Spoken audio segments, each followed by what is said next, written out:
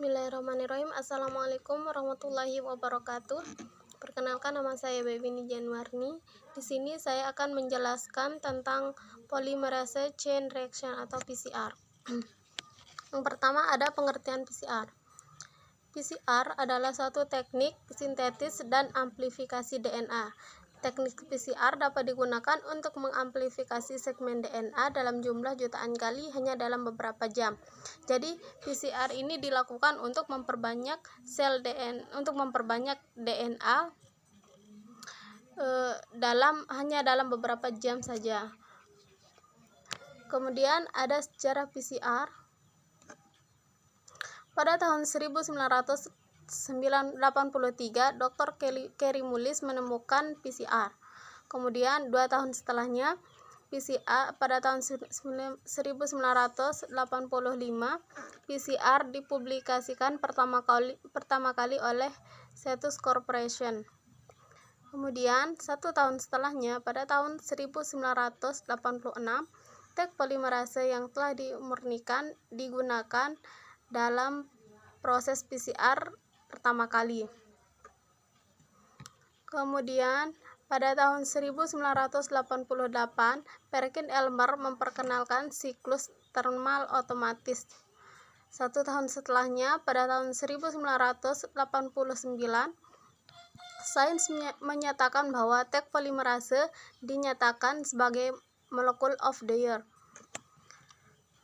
Kemudian pada tahun 1990, amplifikasi dan deteksi untaian DNA spesifik menggunakan pewarna pengikat DNA fluorescence meletakkan fondasi untuk real-time PCR selanjutnya.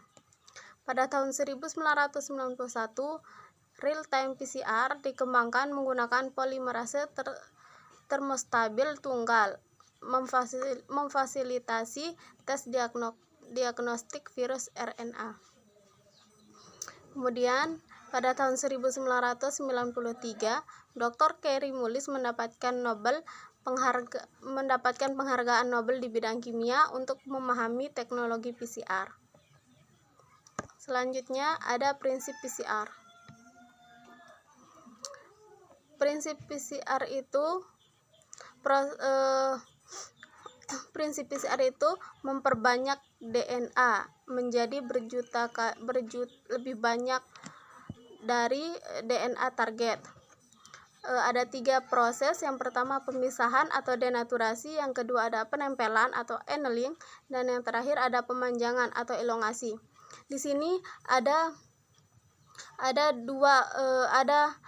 DNA untai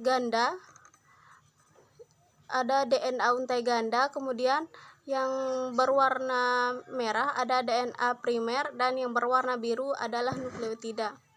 Dari DNA untai ganda ini dilakukan pemisahan atau denaturasi sehingga DNA untai ganda tadi dipisah menjadi DNA untai tunggal. Kemudian DNA untai tunggal tersebut setelah dilakukan pemisahan, maka terjadi proses penempelan atau annealing. DNA primer akan menempel pada masing-masing untai DNA tunggal. Kemudian terjadi proses pemanjangan atau elongasi.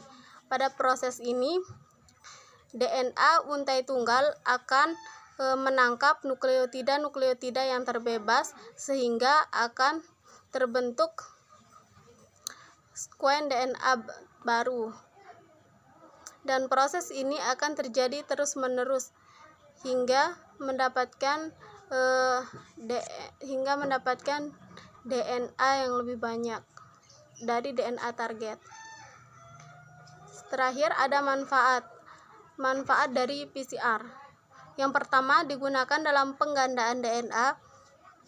Upaya dalam memperbanyak sampel yang jumlahnya sedikit tetapi dibutuhkan dalam jumlah banyak. Contohnya keperluan diagnostik dalam kedokteran gigi. Misalkan dalam kedokteran gigi akan melakukan penelitian tentang atau pengamatan tentang masalah atau penyakit yang ada pada mulut. Namun itu tidak dapat dilakukan secara langsung, melainkan melalui PCR. Yang kedua, ada penggunaan PCR konvensional dengan real-time PCR untuk mendeteksi virus VNN atau viral nervous necrosis dalam ikan kakap. Dan yang terakhir, penelitian genetik modified organism digunakan PCR untuk mendeteksi atau memverifikasi ekspresi gen tertentu dalam pembuatan tanaman GM. Sekian yang dapat saya sampaikan, kurang lebihnya mohon maaf. Wassalamualaikum warahmatullahi wabarakatuh.